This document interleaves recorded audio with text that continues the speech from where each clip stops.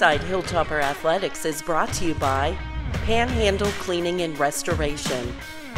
Here's your host, Lynn Coach. Welcome everyone to this week's football edition of Inside Hilltopper Athletics. I am West Liberty University Athletic Director Lynn Coach, joined by head football coach Roger Waialae. Coach, again, thanks for joining us. Let's put a good face on today, you and I both, and let's bring energy to the broadcast. All right, thank you for having me. Played a talented team. I think Concord, at least from a spectator, I'm calling the game on TV, they were pretty darn good on offense. Yeah, that's what we thought. Skill-wise, the quarterback is really, really good. He makes great decisions. We didn't come close, I don't think, to an interception. And he has receivers, running backs, and where they made their biggest improvement is obviously in the offense line. Yeah, they, of course, they had the hot receiver, had 15 or 16 catches, and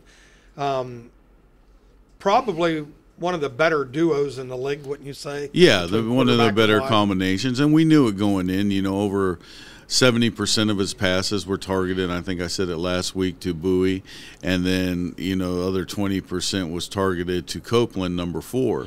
We were able to take Copeland somewhat out of the game. He didn't really have a big impact, but Bowie exploited some issues we've had, and he made some great plays on us. Yeah, it was as a lot of the football games go at all levels now. I find myself saying this so much. A weird game, just a weird game to watch with the momentum swings, but I think that's football in itself. So let's go through this. Concord jumps out 14-0. Right. Completely dominated the game for a quarter. Mm-hmm. We struggled to move the ball on offense. Concord had the 2 TD drives, and we were even saying on the air, if you would have just tuned in, Concord has dominated that game, and then boom, 3 straight turnovers, and we're up 21-14. Give us your thoughts. What are you thinking at that point? Well, that's the way we need to play. We've thrived off of turnovers all year. If you look at the games that we've won, when we're able to turn over the other team for some reason, the offense has a little bit more added influence or momentum, and they get going a little bit. But I think that's fairly true throughout college football, is if you probably look at the stats of scores off of turnovers versus punt, is probably a lot higher. I'm not a real analytic guy, but I got to imagine just watching us and watching games week in and week out from other teams that play, for some reason, no matter if they turn it in going in to score, turn it over going in to score, or turn it over inside the 50, the offenses have been scoring at a higher rate. But, our biggest factor, what we couldn't do in the second, third quarters, match the pass game to the run game, and I think that was the big difference, is that we were able to run the ball, and, in all my years of being here, we've never had a back run over 200 yards and lose the game. He had 180 at half, though, and then, we got down 2-3 scores, and we're fighting the clock, and so we opened it up a little bit more. But our game plan was to run the ball against them, which we did effectively. Right, and I'm glad you brought that up, because we're going to talk about that in this segment. So, as a coach, I'm going to pick a big play, then I want your thoughts. Yeah. We go up 21-14. The momentum of the game has changed. So now we're on the air saying, again, a weird football game. The first quarter belongs to Concord. This next 12 minutes of this quarter, West Liberty has dominated this game, doing what they want. To me, maybe the biggest possession of the game was Concord driving the length of the field and scoring right before. Right, the long drive is really what got, and then they got the ball back first in the second half. That's why we're a little bit more aggressive when we got the ball back with a minute left and got good field position. And so, if we could have just completed a couple passes, I thought we would have had an opportunity, and we practice our 2-minute and fast game all the time. But that's why we're a little bit more aggressive. Sometimes I would probably run the ball, run it out. They weren't going to use their timeouts to make us punt. But in that situation, when they scored, it changed my thought of mine, and I thought we needed to go get one. Yeah, and it happens so often. Last night on Monday Night Football, the Chiefs get the ball back with something crazy, 22 seconds left, and they kick a 59-yard field goal. And after struggling to score the entire half, they get those 3 points, and then they come back and win a football game. So we know what happens, and Concord was an extremely long drive to tie it up. But in my opinion, just a little demoralizing. As a coach, you're sitting there and you're just thinking, if we can just hold them on this drive, we can manage the clock, either score, run it out, and we're going up 7. So let's talk a little bit about the running game. Let's talk about Quincy, 200 and some yards rushing. So you said that's the first you're aware of that we've lost with a back over 200? Correct, yeah. And since I've been the head coach, we've never had a back go over 200 yards and us lose, to my memory. Every time somebody's run for that much yardage, we've won games. I'm a stat nerd, and I'm sure I can find an answer to that in school history, because most places don't have a ton of 200-yard games, so it's probably easier to find. When you have success in the run game, and the politically correct answer and maybe the right answer, it's going to be a factor of a lot of things. Is it play calling? Is it the quality of the back? Is it the offensive line? Or is it just a combination of all three? Well, it's a combination of all three, but I thought our offensive line was able to get a hat on a hat, and that was what we talk about. And then from there, the back has to do what he does. And probably, you always ask me unsung heroes. One of the unsung heroes in the game was the tight end position. They didn't catch a ball, but they did a phenomenal job blocking along with the offensive line that allowed, and that was Frank Mohani. We went with Frank in the second quarter, and he did an amazing job getting the hat on the hat. His guy never made the play. Quincy was making great cuts. But when you're running the ball that effectively, it should make the pass game a little bit more easy. And I think, if you look at through the second and third quarter, we're like 2 of 12. And it was it wasn't just the quarterback. It wasn't just the why. It was just a combination of drops and different things. There's times there was great balls and we couldn't make the play, and we got a bit better at making plays and got to understand as wide receivers, you're not going to get the ball every play, but you got to have an impact on the game. Yeah, and route running and running hard and selling the play call and things like that. Now, on the flip side of that, whenever you have long runs like we were getting, wide receivers are blocking. And they did a phenomenal job of blocking down the field that allowed Quincy to extend runs and do different things. But, again, we can't be just one-dimensional during the game. There's been games where we've caught the ball amazingly and didn't block very well. So we have to have all aspects of the game from the wide receiver position. Right, and when you get that, when you're able to be at a high level in all those aspects, success usually follows. And, I'm a history guy.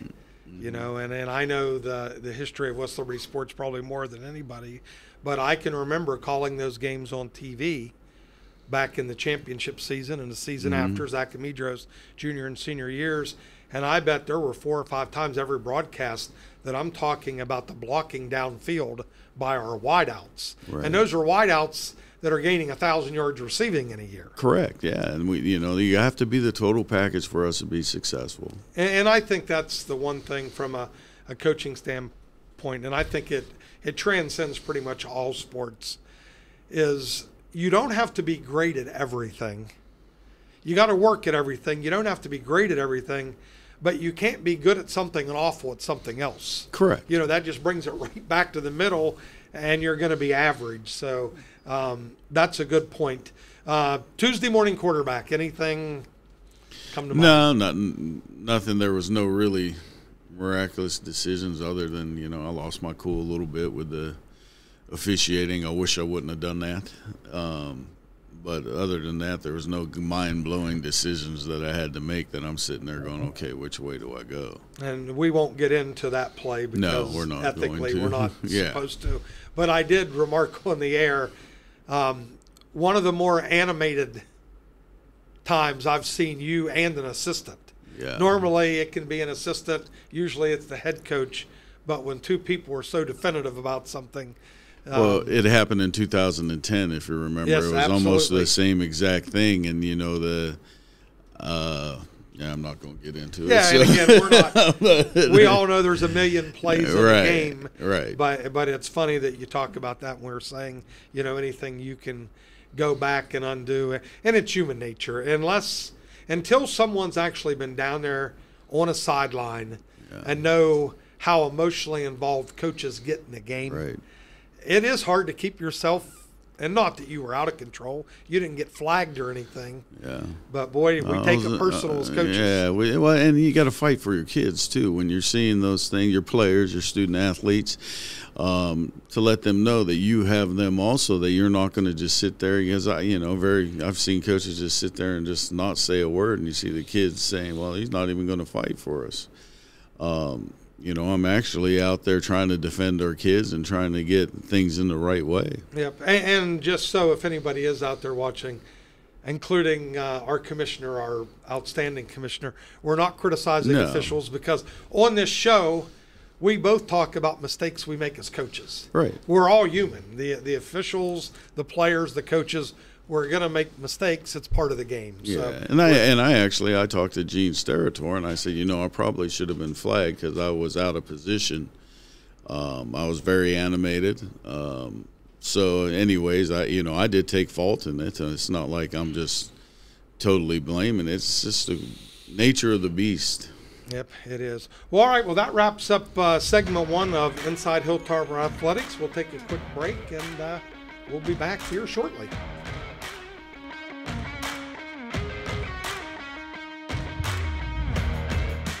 The Panhandle Difference.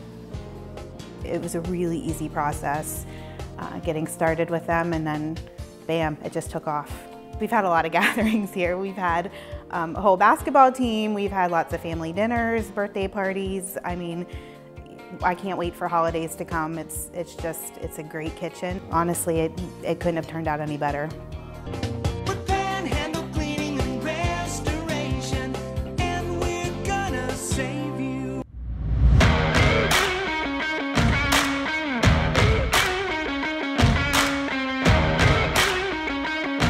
Inside Hilltopper Athletics is brought to you by Panhandle Cleaning and Restoration.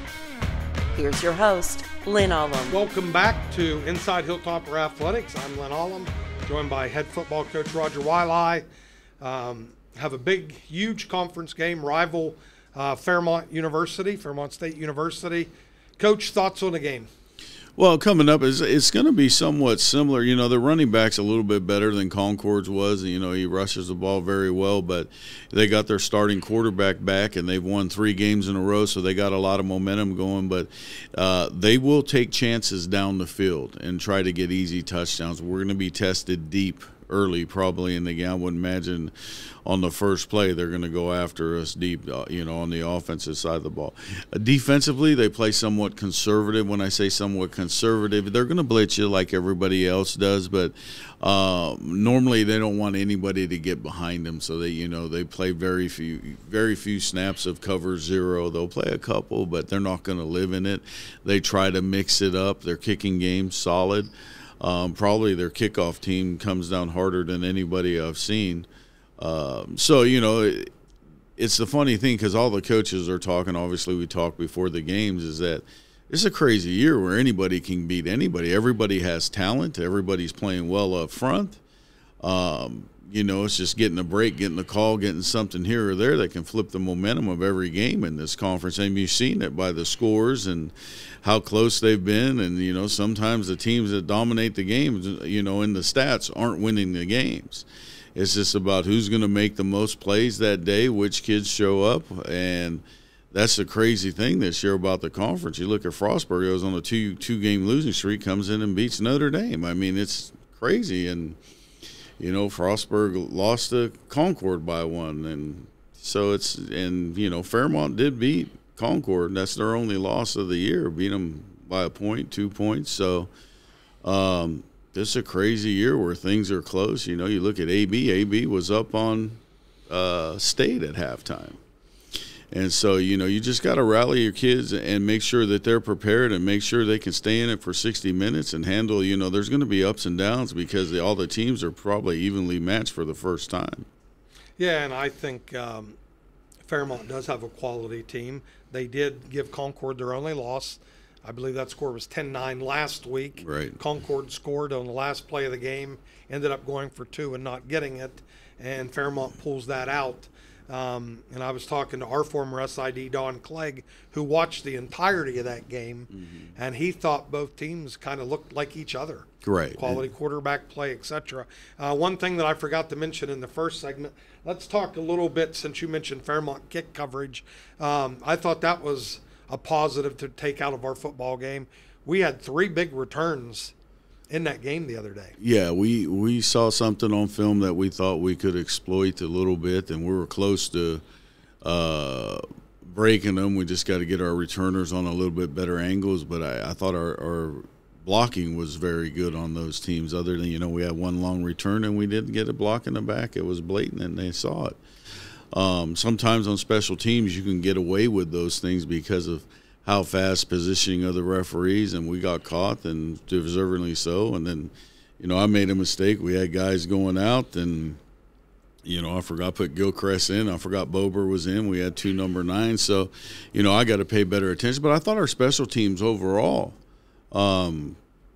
there was only really one big negative play on special teams, and obviously we missed the field goal. Other than that, we played well special teams-wise. That's why I think as a coach you get more frustrated if you look at all the positives that come out of the game. The biggest negative was the score.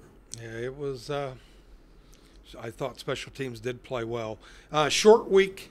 You play on a Thursday night. Of course, Fairmont, short week. How does that change your week? Just quickly walk us through how your week changes. You play on Saturday, then you're playing on Thursday. Well, obviously it becomes more mental than physical. We did come out Sunday and we ran them a little bit and went through some special teams, and then we actually walked through a team just mentally preparing them for what they're going to see. We practiced last night from 7:30 to 9:45 to try to get everything in. Then today we'll go through a walkthrough again, then a run through tomorrow. But it becomes more mental, and especially when you get in this deep into the season. We're about at the halfway point, or a little past the halfway point, and so if you have technique flaws, you're not going to cure them in 2 weeks, which we don't. We're just the one position that we really are focusing on, and we've never cut down practice, but we've cut down the amount of time that we've gone individual work. We didn't do that this week just because of the short week. Usually at this point in time, our individual goes from 20 minutes to 15 minutes, and we pick up 5 minutes a team here, or 7-on-7. So, but especially when you're coming off a short week, you have to prepare your kids mentally. I think their bodies will recruit in time to be ready on Friday night, but mentally, can they turn over what we put in last week to this week and get it in that short amount of time? Okay, here's your question for the week from a football fan perspective. You made your bones as an offensive coordinator. You were an offensive coordinator for years, then became the head coach. As a head coach, you called the plays on and off. Has your thoughts on play calling changed now that back to an offensive coordinator, probably calling the plays? Of course, you can veto. Right. Has it changed over the years? Do you see the game differently as opposed to an offensive coordinator or a head coach? No, I don't. I want to be aggressive as a play caller. I turn it over to Greg because he is aggressive. We see football the same way. The one thing that we need to do a better job of, and our kids need to do a better job of, is getting us in and out of bad plays. And nobody's going to call a perfect game, but the quarterback can save you. If you make a run call and they load the box, you got to get out of it. Right. Well, I'm glad you brought that up, because my next question on the paper here, how many times does a quarterback check out during a game? The play's called, he gets a line of scrimmage, sees something, checks out of that play. Just give me a ballpark. Well, in the other day we only have 4 checks. The other day there's been games that we've had none. And there's been games where we'd had 15 or 16. It kind of just depends. Is the defense staying with their tendencies? Is the defense lining up to certain formations the way that they have in the past? And that's when you prepare the quarterback. Listen, we're in this. We want to run this. But if they line up like this and change, we got to get out of it, because what we don't want to do is confuse the offensive linemen. And the same thing coverage-wise. If we're in this and this week we see this is how they line up, and we're going to call a play to that defensive coverage. If they come out in a different coverage, well, we're probably going to have to get out of that play. That's why if you look in football, a lot of the coaches are calling plays and we're designing their pass game versus 2 high and 1 high. They'll have a 1 high side, meaning if the quarterback looks up and sees one safety, he's going to throw to the single receiver side. If he looks up and he sees 2 high safeties, he's going to go to the combination side, which has the most receivers. So to try to combat that, that's how some of the tendencies in the game have gone. And then when you can get a quarterback and say, oh no, they're going to man, we got to run our man beaters and check the mesh, check the crossing routes, check the spacing routes that give people the most advantage to catch the ball, then that's good. But we've always been a team here, no matter what, since I've been the head coach, that has read the box. Meaning if they outnumber us in the box, sometimes you have to run the ball, but your back knows who the unblocked defender is. So we don't want to cut back to the unblocked defender. And I always tell them, if you cut back to the unblocked defender, you better have a plan for him to miss. And, Quincy has shown that propensity to do that. He had a couple long runs by making the unblocked defender miss, meaning they had 7 in the box. We had 7 in the box. We had all 7 hat on the hat, or 6 in the box, and we had 6 guys hat on the hat, and we made the unblocked defender miss. And so my play calling and everything hasn't changed, but the quarterbacks have to do a better job of getting us out of bad plays, really, just looking up and recognizing, boy, this isn't going to work. Let's throw a hitch for 5 yards and regroup. All right, well, let's get away from football. Let's have a little fun. Last week we did this or that. This week it's this or that or that. So I'm going to give you 3 things, and you got to rank them in order. All right. Okay, so the first one, what are you the most afraid of? Werewolves, vampires, or zombies? Put them in order. I'm not none of the above. I'm not a big sci-fi guy. Oh, it's easy to say that until it happens to you. It's Halloween. You got to play the game. Werewolves, vampires, or zombies? Zombies, werewolves, vampires. Okay. You have to coach these 3 sports. Put them in order, favorite to least favorite, if you were coaching. Lacrosse, field hockey, swimming. Swimming, yeah, because I know a little bit about swimming. Lacrosse and field hockey. Okay. Which food do you dread eating the most? Sauerkraut, green bean casserole, or taco salad? Sauerkraut. And then green bean casserole, then taco salad. People that know me, I'm the pickiest eater on the planet. The thought of any of those 3 foods will never touch my plate. Well, the top one is not going to touch my plate. And, obviously out here there's a tradition that on the 1st of January you got to have sauerkraut for good luck. Maybe that's why I've been leisure activities, fishing, hiking, going to a museum. It'd be fishing, going to a museum, then hiking. All right. We all have to do things at home we may not want to on a given day. Landscaping, holiday decorating, or car detailing? None of the above. Well, I'd have to go car detailing, landscaping, and then decorating. All right, let's bring your lovely wife's opinion into this. If she was going to make you do any of those 3 things, which would she prioritize? Landscaping first, car detailing, and she's not trusting me with decorating anything. Well, that's you're down on Poplar Avenue in Wheeling, where I live.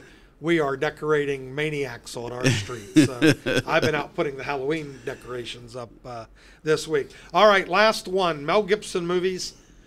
Braveheart, The Patriot, or We Were Soldiers?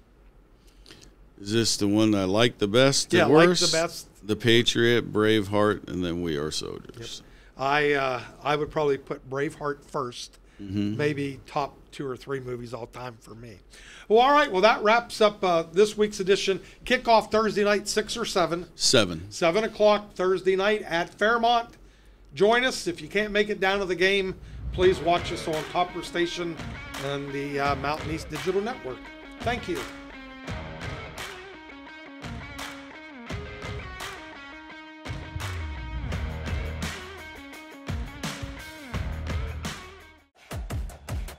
What are you working for?